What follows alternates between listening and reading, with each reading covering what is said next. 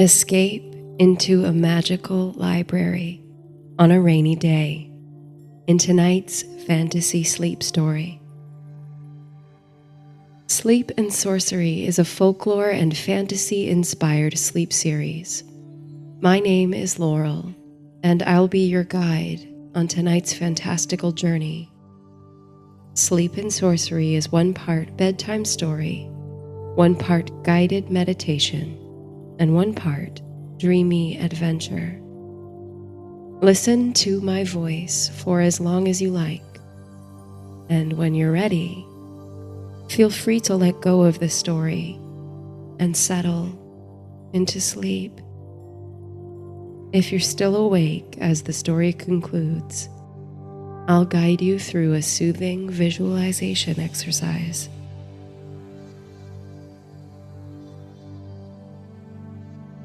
In our story tonight, you're cooped up at home on a rainy day, longing to escape the ennui, when you notice a strange light shining from beneath your closet door. You open it to reveal the entrance to an enormous, otherworldly library. Amazed, you explore the stacks, pulling down your favorite books. When you open them, you find you're transported to the book's setting, and you visit the streets of Sherlock Holmes London, the pirate ship of Long John Silver, and the fairy tale imagination of Hans Christian Andersen.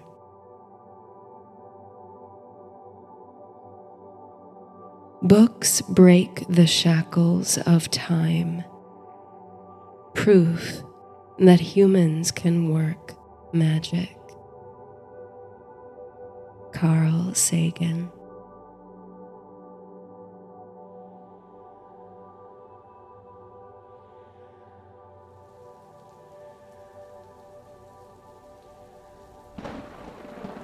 Another hour ticks by slowly, with your eyes fixed on the subtle reflection and shadow play cast by the rain-coated windows on the carpet. The unpredictable flicker and flow of the light and liquid is as good a source of entertainment, you think, as anything else available to you now. The power has been out since this afternoon, and there's little hope of it coming back on before the storm passes. Solitaire quickly lost its appeal, and when you went to the cupboard to fetch a book, you discovered a substantial leak that soaked through your modest library. You cleaned it up the best you could and set up a bucket to catch the drops. There's not much else you can do now but wait out the storm. You lie back on the couch and trace the drops of rain on the window with a lazy hand. What did people do for fun in the days before electricity, before television and video games? They read books, you think, with a sigh. And spent time outside, of course. You briefly entertain the notion of running outside, allowing yourself to become absolutely soaked, letting your shoes and socks fill with rainwater and fresh mud, just for the satisfaction of coming back inside, wrapping yourself in a blanket, giddy with mischief. But then, the prospect of showering off the rain and mud in a pitch-black bathroom doesn't sound as appealing. You pull a wool blanket around your shoulders anyway. Despite the unassailable boredom, there is a certain coziness to the situation. You've lit some candles in the living room. It's ostensibly still daytime, but the density of the rain and heaviness of the clouds have settled a kind of artificial evening on the neighborhood. The flickering lights cut through the dim.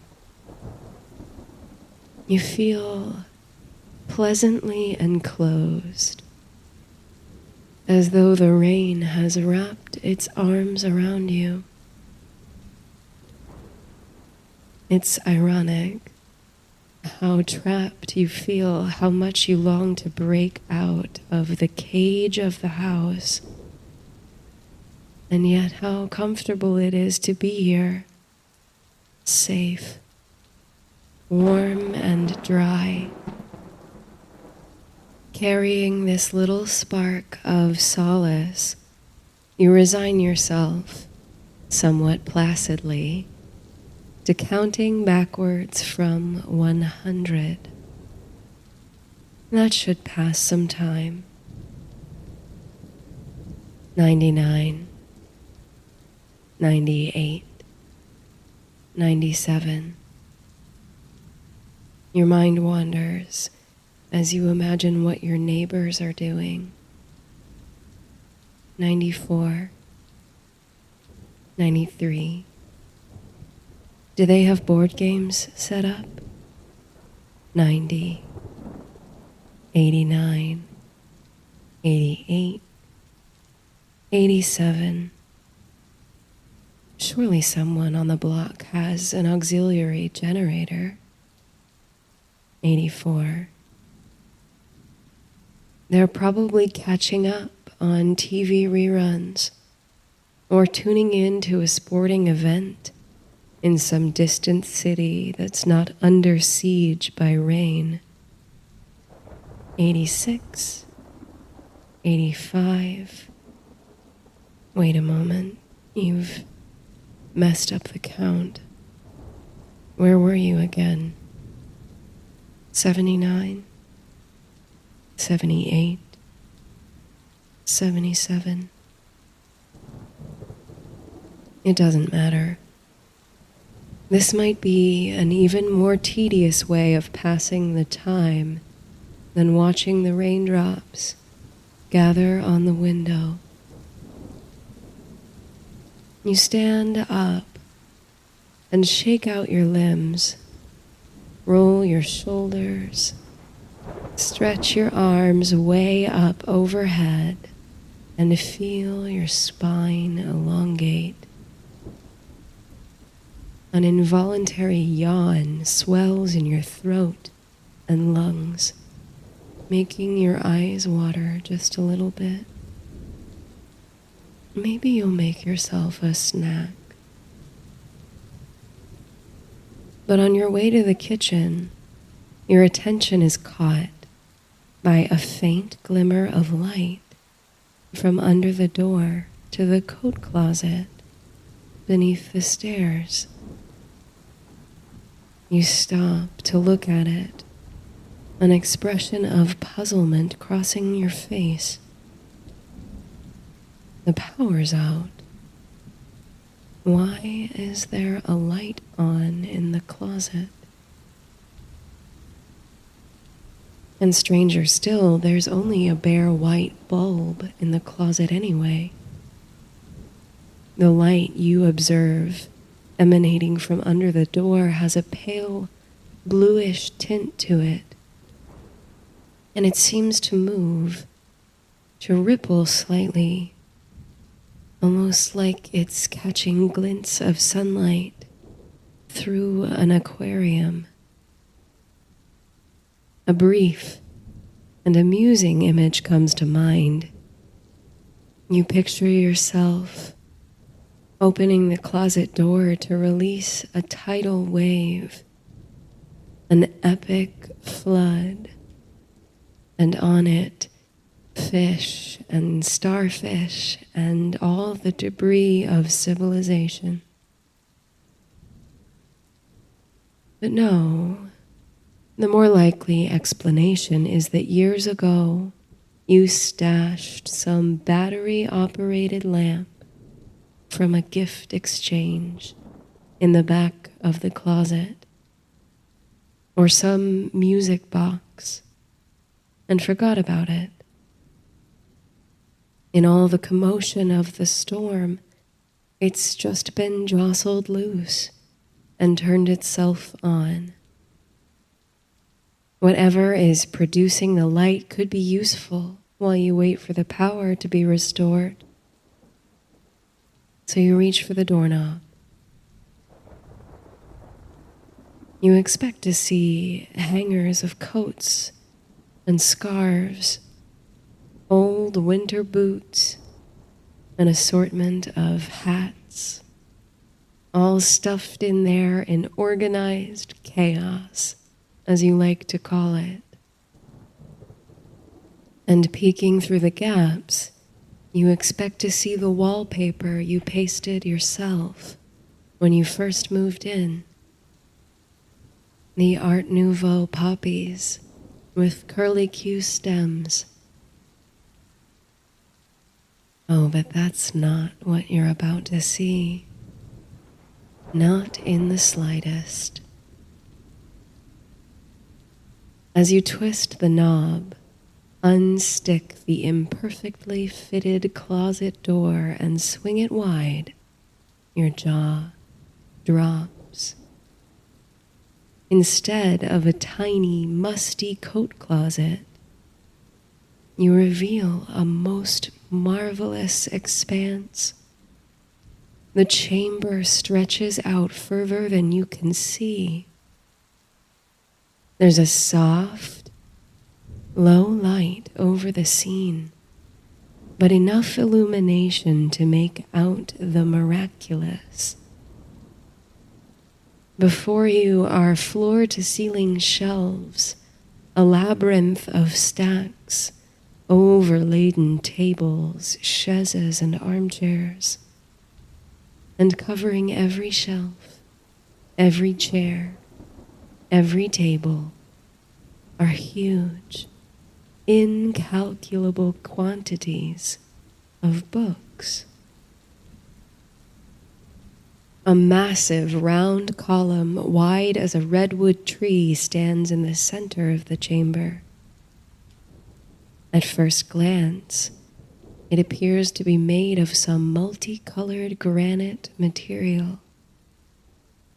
But a moment later, you realize it's constructed of books, laying on top of one another like bricks, spiraling upward into a rapturous infinity. Your eyes follow the tower of books to the ceiling, high as a cathedral's and vaulted as such. You drink in the spectacle of it, frozen to the spot with wonder. More details reveal themselves. Vines reach from the floors and climb the stacks of books, flowering here and there with blue and white and pink blossoms. Flickering candles illuminate nooks and crannies that look oh so inviting. Quilts and cushions, and everywhere, more books. More books than you've seen in all your life or in your wildest dreams. You realize now you've been holding your breath, and you let go, a full exhale. Your eyes sparkle with awe. Did you fall asleep counting raindrops? Is this a dream? You reach over and pinch your own forearm. It's no dream. Only now you realize that just at the closet's threshold, or the threshold of the magnificent library before you, there's a wafer-thin barrier. It has a translucent silver blue sheen to it, and it sparkles in the light, moving organically like breath. It must be what was causing the strange, bluish light beneath the doorway. You reach out to touch it, expecting some resistance, but you find that your fingers pass straight through. There's a cool, watery sensation where your hand meets the barrier. Well, you think, you could hardly ask for a better way to pass the time. Without hesitation, you plunge through the barrier, letting the watery pins and needles sensation wash over you for just an instant. The light in the library is still soft, but past the barrier it's warmer and more welcoming. You look back at the doorway. You can still see your living room, dim and blue in the wake of the storm. If you tilt your head, you can even see the heavy rain falling against the window over the couch. But the sound of the storm is gone. In its wake, there's an echoey, cavernous silence that makes you feel simultaneously very small and very safe. You find yourself gliding through the space almost without intention and running your hands across the covers of books, the backs of armchairs, just to ensure it's all real. The soft texture of a green velvet chair slung with chunky knitted blankets is so pleasing it sends a shiver down the back of your neck. It's all too lovely, too cozy, too perfectly imperfect to be real. And yet, here you are. You approach the towering column of books at the center of the library, mesmerized by the subtle patterns created by the spines winding from the floor to the ceiling. Coming closer, you realize there's a cutout in the tower, like a window, right at shoulder height. You stick your head and shoulders through it and look up toward the ceiling. You audibly gasp. Reaching upward beyond your line of sight is a swirling, sensational tunnel. Gentle golden light streams in at various points above you, no doubt from other windows like the one you peer through. From here, all the books lose detail, lose any definition in where they end and the next begins, instead surrendering to an illusion of infinite motion, grand and sweeping, a kaleidoscope. Catching your breath, you emerge from the tunnel window. There's so much more. too much more to observe within the library. You feel you could spend a lifetime discovering little wonders and large wonders here in this magnificent hall, let alone one afternoon of stormy weather. But you're also itching to settle into one of these cozy nooks, curl up under a blanket, and pour yourself into a book. Though from what it looks like, you have all of literary history to choose from. Wherever will you start? You attempt to decipher the system by which the library is organized, but like you, it seems to function under its own inscrutable logic, organized chaos. There are piles of books that rest, disheveled on tabletops, apparently cast off casually by the library's last visitors. But when you examine one of the piles, you find that the titles of all the books lying there begin with the letter C.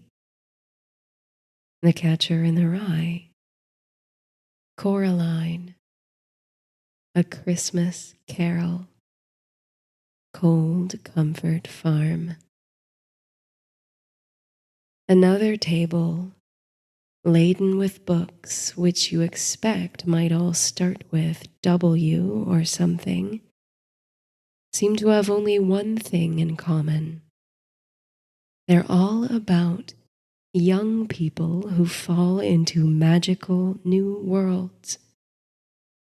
Alice's Adventures in Wonderland and Through the Looking Glass, The Wonderful Wizard of Oz, The Phantom Toll Booth. You smirk, thinking how appropriate this collection is to your current circumstances.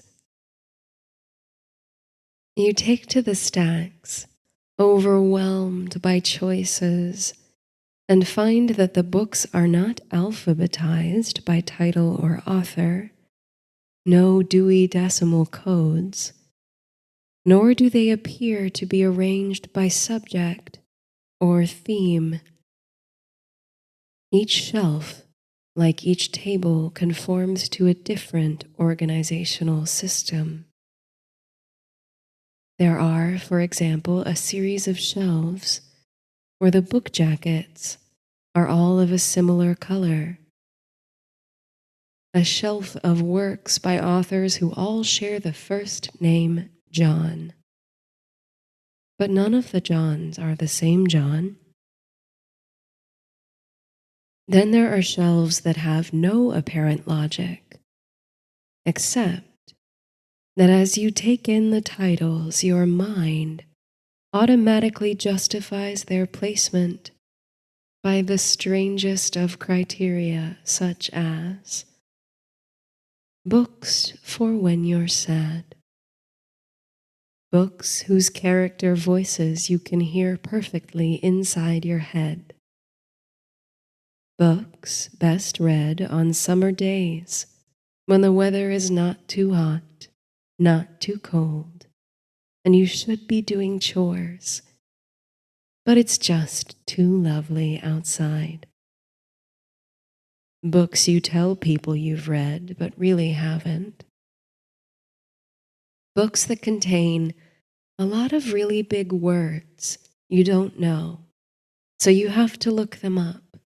And the words are so brilliant and specific you can't wait to use them in a sentence. And books best enjoyed on rainy days. Finally, unable to narrow down what you're looking for among the infinite shelves, You close your eyes. You take a deep breath. You turn around and you stick out a hand. You pick the first book you touch. You're pleased to see that it's a collection of Sherlock Holmes stories by Sir Arthur Conan Doyle. There's gold leaf on the cover and it's embossed with the symbols of the beloved detective: a pipe, a deerstalker, and a magnifying glass. This will do just fine, you think, retiring to one of the welcoming nooks, nestled in a granite archway overgrown with morning glory.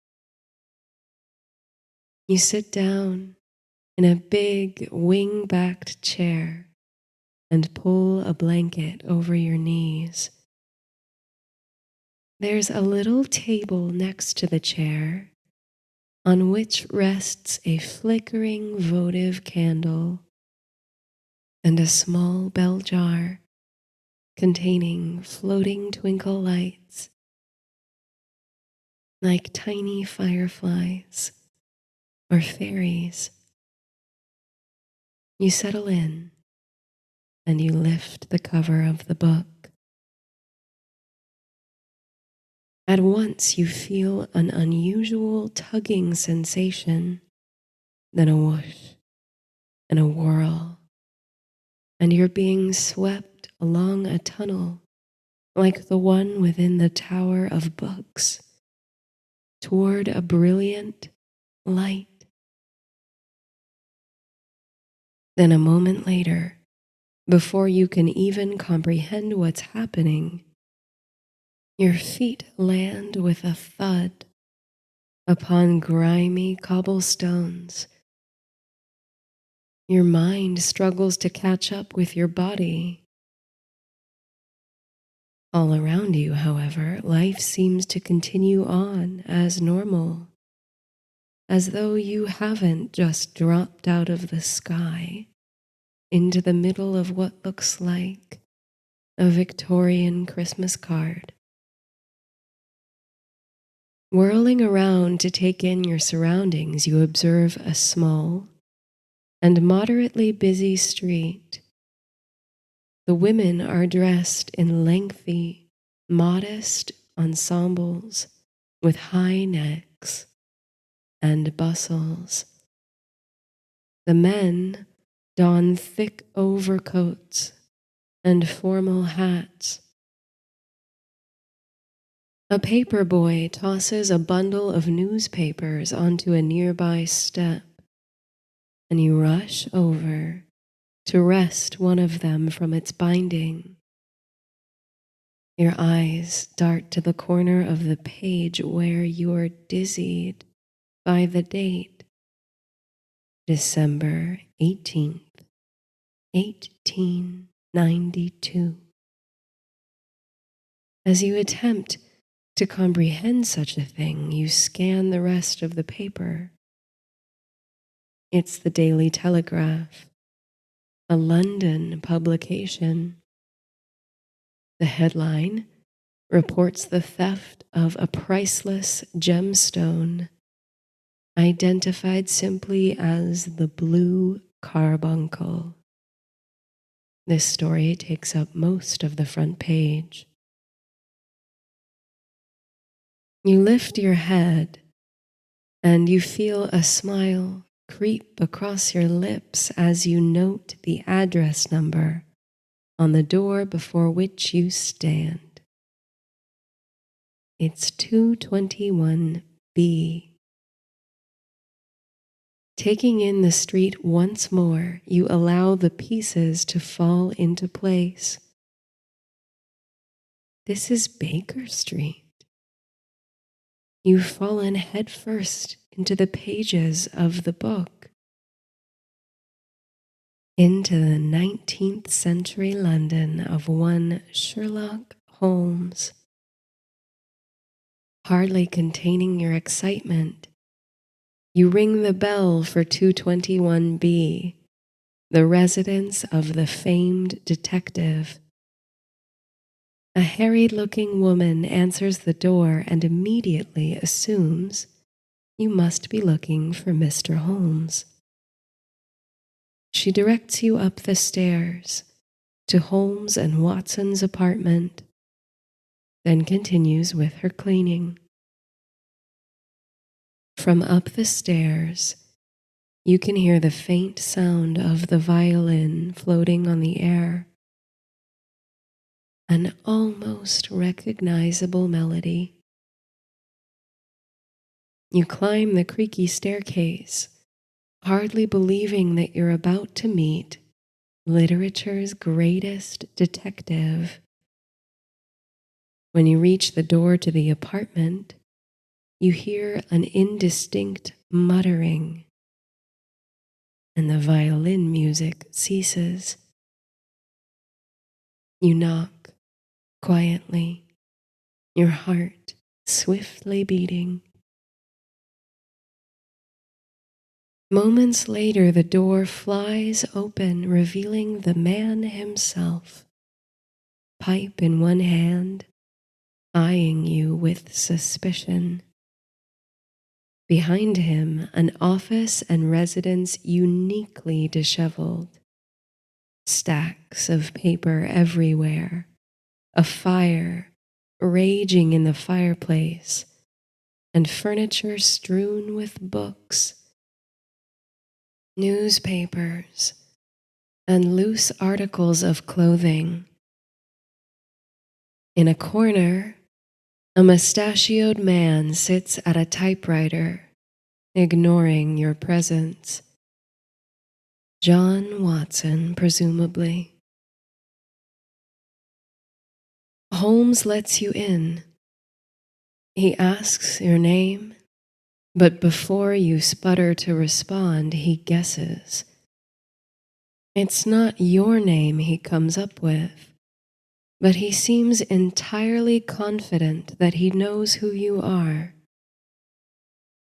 Suddenly, you realize that if you're interacting with him, you might have fallen into the shoes of one of the story's characters. You don't know the Blue Carbuncle story well, so the name Holmes comes up with for you, Ryder, doesn't mean much. Before you know it, Holmes is making a number of observations and deductions about you, leaving no space for a response. The speed at which he makes his inferences is absolutely bewildering. Watson, for his part, seems to be sitting back and enjoying the performance.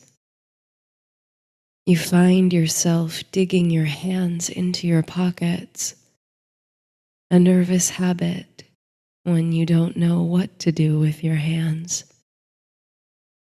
The detective is still going, still observing your manner of dress and your little quirks. It's impressive, really. Then your hand in your right pocket closes around something cold and hard, the size of a chestnut. You gulp. It's the Blue Carbuncle. You know it. You're the thief. And Holmes is closing in on it too. He knows what you have in your pocket. He's just taking his time, teasing out the explanation for how you swindled the jewel. Before he gets to his mounting conclusion, you screw up your eyes tightly, wishing for the gem to disappear, wishing for a way out. A whoosh and a whirl. And when you open your eyes again, you're back in the library. Holmes and Watson and 221B Baker Street are gone, except for their form in black and white words on the page. You sigh with relief, feeling your body sink into your chair.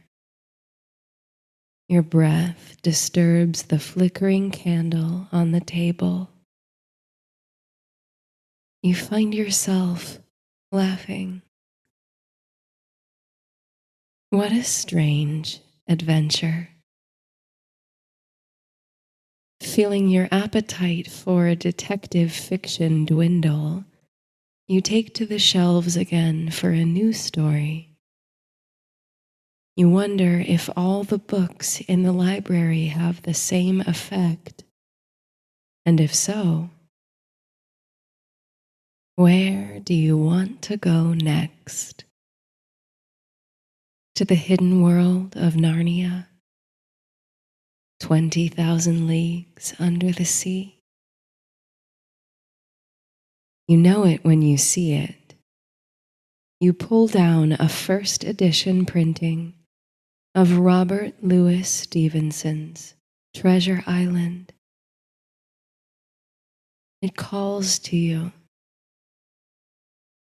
Returning to your chosen reading nook, you open the book and once again feel yourself sucked head first into the story.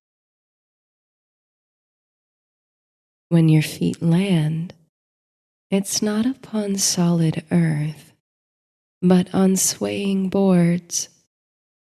Wind whips through your hair, and the smell of salt fills your nostrils.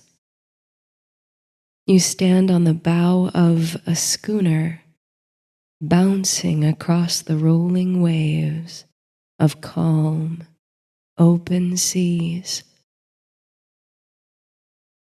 You take a big inhale, reveling in the glorious weather and clean ocean air. This was a good choice, you think. You can't remember the exact plot of Treasure Island, but what could be better than sun and sea? Paradise lies ahead, with buried gold and sea shanties and swashbuckling adventure, much more exciting than an afternoon languishing in a powerless house. The schooner cuts its path smoothly on the water. Under the glittering low sun toward the west, you can see silver dolphins leaping in and out of the waves. You're just about in heaven. Yanking you from your dreamy state, however, a gruff voice urges you back to work, and a rough hand shoves a mop into yours. When you woke up this morning, you never thought you'd be swabbing the deck of the Hispaniola later in the day. It's hard work, but there's something satisfying about it. When you finish, you're invited below deck for supper. The cook has something special for everyone tonight. And indeed, the supper is fresh and succulent, one of the best meals you've ever had, made even more delicious as a reward for your labor. You and the crew applaud the ship's cook, a one-legged man whose name rings quite the bell, Long John Silver. After supper, The crew breaks into a drinking song with hilarious, if inappropriate, lyrics. For pirates, they're not bad company. Long John Silver takes you aside as the crew drink themselves to sleep. You vaguely recall him being the villain of the tale, but you nonetheless feel a great warmth toward him. You accompany him above the deck, where he points out some of the constellations in the sea of stars. Ancient wayfinding tools, he says, for lost sailors to find their way. Silver sniffs the air. A storm is coming, he thinks, by the feeling of it, coming on the east wind. You think you can sense it too.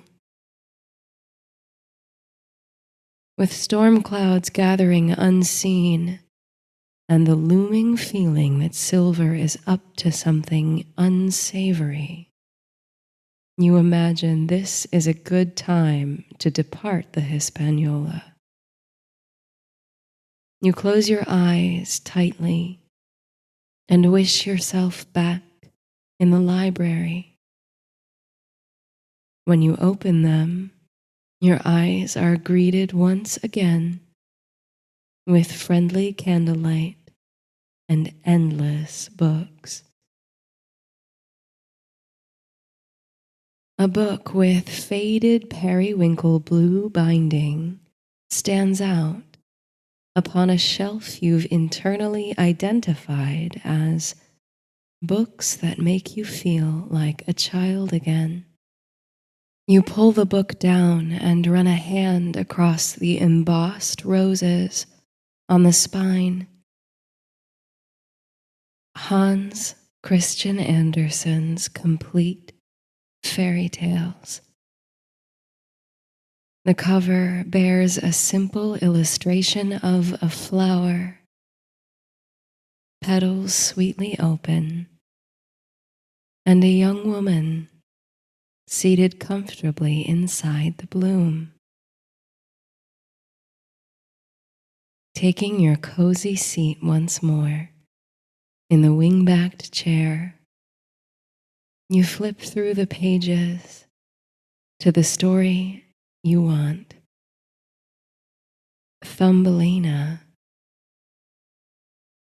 With a whoosh and a rush and a whirl, you tumble forward once more, landing more gracefully this time, as you've gotten used to the journey, on the tender surface of a lily pad.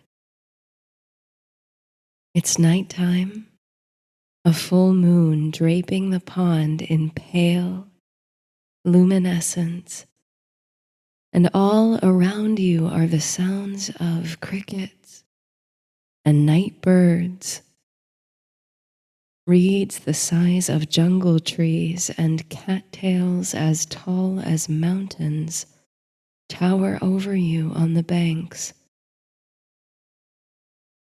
For a few moments you sit calmly on the lily pad, enjoying the music of the nighttime and the gentle rippling of the still water whenever a bug skids across its surface.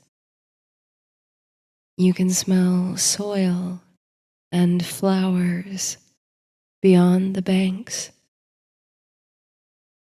It's a peaceful night, but alive with nocturnal creatures, some as tiny as you. Enjoying the calm of it, you pick up on the sound of wings overhead. Moonlight catches on the swift wing beats of a barn swallow who circles the pond frenetically. You give a little whistle to catch the bird's attention, and he slows down to land on the twigs of a nearby bush. He blinks at you, tilting his head, then seems to smile, if birds can do such a thing. The swallow knows you. It's you, he exclaims with rich emotion, the one who nursed him back to health when his wing was injured last winter. What providence that you should meet again in such a strange place. He offers you a lift out of these waters. He's traveling north as the weather grows milder and wouldn't mind the company. You accept graciously and climb aboard the swallow's back. His feathers are iridescent in the moonlight. Before you're quite ready, he kicks off and takes flight. You cling to him, feeling your stomach drop as you ascend into the air. But the sensation of flight, a little scary at first, is so freeing. It's breathtaking. Your heart leaps and your hair whips about in the night breeze, and everything that was so large about you grows smaller and smaller now. You feel yourself laughing, weightless and tiny in the silvery moonlight. Below you pass forests and farms. You share the air with dragonflies and nightjars, some of whom bid you a friendly greeting. You think how marvelous it is that a whole other world flourishes in the tiny spaces of nature, unseen by most human eyes. A village below catches your eye. Its rooftops and chimneys look achingly familiar, and you ask the swallow to slow down. He's unsurprised and remarks that he'd be glad to take you home. Home, you think, and a little red cottage comes into view. That's home. You can feel it. The swallow descends, circling around the little cottage, and lands in a patch of purple flowers in the windowsill. He thanks you again for your kindness, and he hopes you consider his debt repaid. Until we meet again, you say, and watch the swallow depart. The perfume of the purple flowers is overwhelming for someone so small, almost intoxicating. You climb one of the stems to reach the window and look inside. But before you can get a good look, you stumble and fall into one of the blossoms. You fit perfectly inside the bloom. You must look just like the cover of the book, inside the pages of which you're playing. You try again and peer inside at the hearth. A woman sleeps soundly in a chair by the dying fire, and a snoozing dog is curled up at her feet. Mustering all of your strength, You manage to crack the window open just enough to squeeze through. There's a table on which sits an open cookbook, a bowl of flowers, and a small powder box. Inside the powder box is a hollow walnut shell made up with a tiny blanket and pillow. It's just your size. You climb across the sloping pages of the cookbook, noting humorously that your footsteps fit perfectly in the shapes of the letters. You crawl into the walnut shell bed, settle into the pillow, and pull the blanket up to your chin. The house smells of fresh bread and honey. It smells like home and childhood. Body still buzzing from your exhilarating flight, you close your eyes.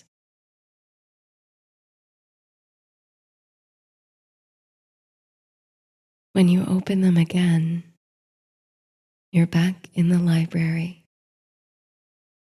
in your wing-backed chair with the book of fairy tales lying open on your lap. You stretch your arms over your head and yawn. Perhaps it's the stories, or the atmosphere with the low light and comfy furniture. But you're getting rather sleepy. You suppose it's probably close to bedtime by now, given all your adventures. As tempting as it is to curl up and fall asleep in the armchair, lulled by the flickering candles, you should probably be getting home. As you walk toward the closet door, you notice that the flowers on the vines tracing the bookshelves are closing up. They're also ready for night, you think. Passing through the silky barrier once more, you find yourself back in your living room. There's an eerie calm over the place. It's late. Darkness has settled outside. The rain has stopped, and the whole house feels entirely still and silent. You turn around to face the closet, which is just a closet. You reach for the cord to the bare bulb and yank it to test the light. The power is back on. The bulb illuminates the poppy flower wallpaper that hides behind the mountains of coats and scarves. You step outside the front door just for a moment. Crickets and residual dripping of water from rain gutters. That's the only sound. The air is thick with the memory of rain. The skies are impossibly clear, and stars dazzle overhead in the shapes of ancient maps. Limbs and eyelids heavy, you trudge up the stairs to your bedroom. Your bed looks more inviting than it ever has. You sink beneath the covers and close your eyes, feeling the solid earth beneath you. Maybe a gentle sway, like a calm ocean or a pond full of lilies. Your dreams soar over wonderlands and desert islands, over distant rivers and snow-covered rooftops, through rabbit warrens and down winding yellow brick roads. You can't wait for the next rainy day.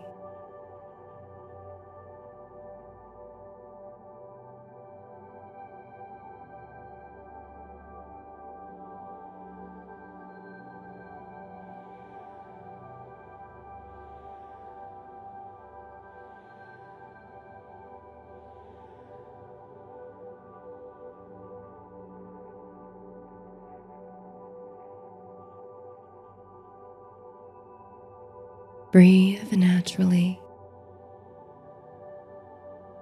Feel your belly rise and fall with the breath. Settle into a comfortable position. Let the limbs go limp, heavy and soft. Now picture the room around you. The walls, the ceiling, the floor. See yourself from above.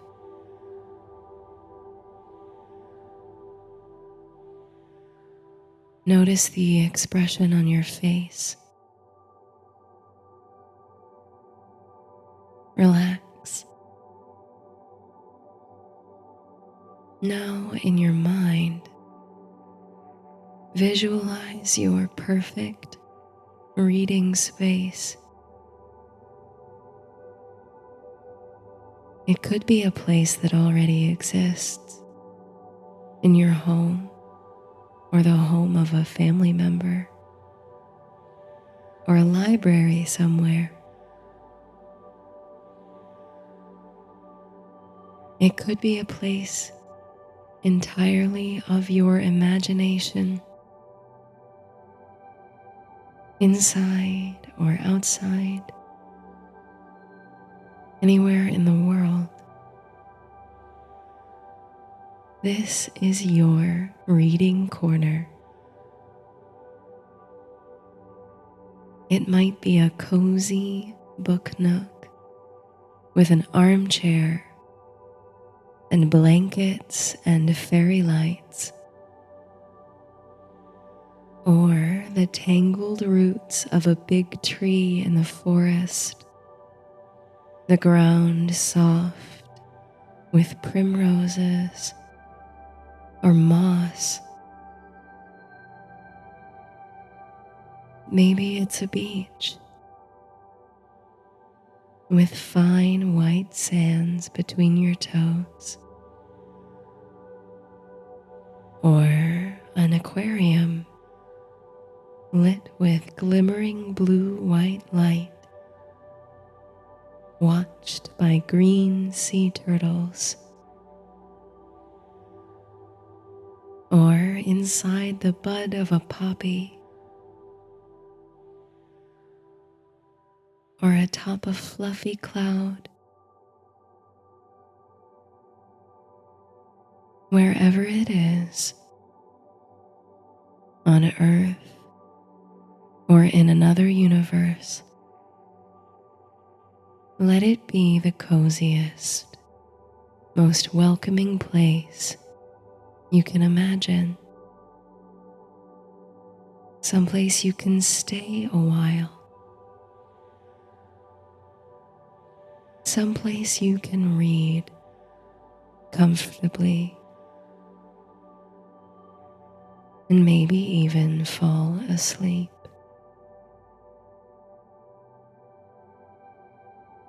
Take note of the details in your surroundings,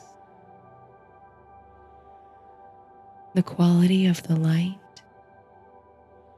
Is the light warm or cool? Is it well lit or dim? Candle lit or natural light from the sun or moon? Are you inside or outside? What's the weather like?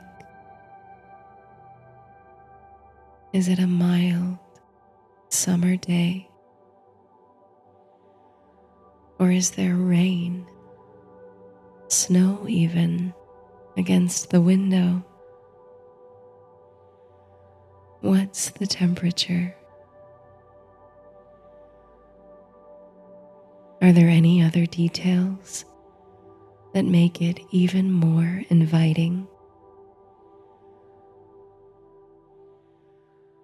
Anything on the walls? Is there a fragrance that's pleasant or relaxing?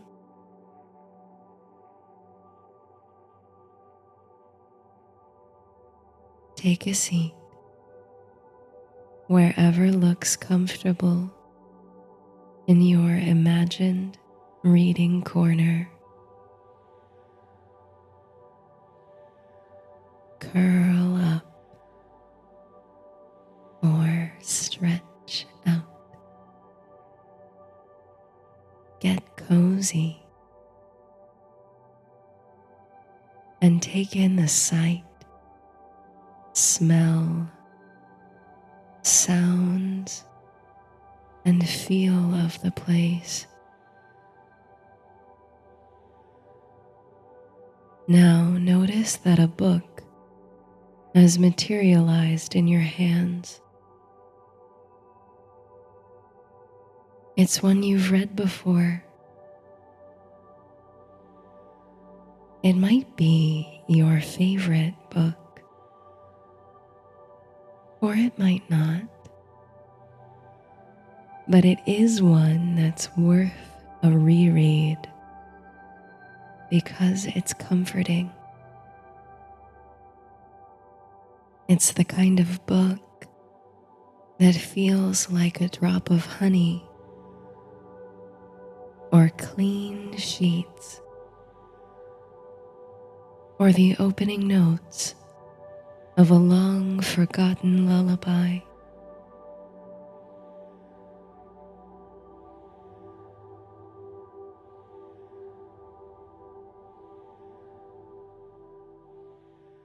However that book makes you feel, let yourself feel it from your head to your toes. Warm, safe, cozy. And from your toes to your head, sleepy, tranquil, at home. Let yourself settle into your reading nook, this inviting, snug, safe corner of your imagination. pull the covers up. Relax and count backward from 10.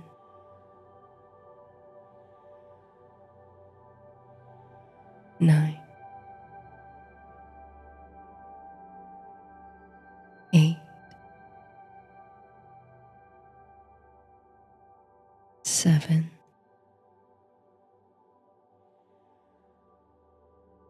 6,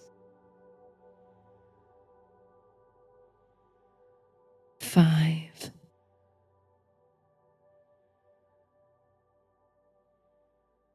4,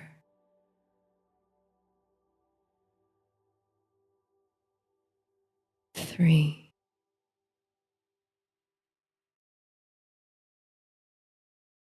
2,